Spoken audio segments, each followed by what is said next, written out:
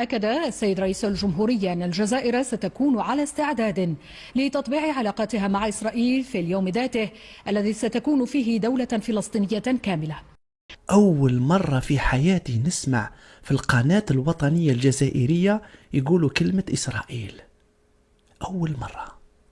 ما في يقولوا جنرال الاحتلال، المحتل، المستعمر، الكيان، أسماء كثيرة. أول مرة يعني تشوكيت، أنا شخصيا تشوكيت أول مرة. وش هذا الفيراج؟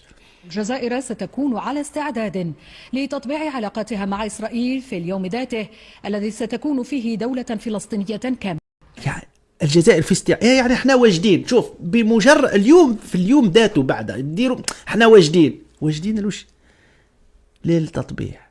هي هو بعد على وش هو الشرط معروف الجزائريين وكل كما كي كانت الجزائر مستعمرة حاب شيء واحد هو الاستقلال. هذاك هو استقلال وتحرير الأراضي، هذه معروفة يعني بأي واحد مستعمر. لا لا لا لا لا.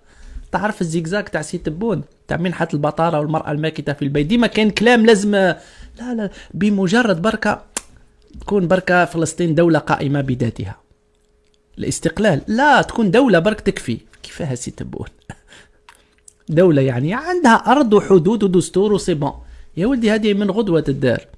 هناك تساؤلات عن سبب طرح موضوع التطبيع مع إسرائيل في هذه المرحلة، رغم أن هذا الموضوع لم يكن مطروحا حتى على خارطة الأحاديث الدولية.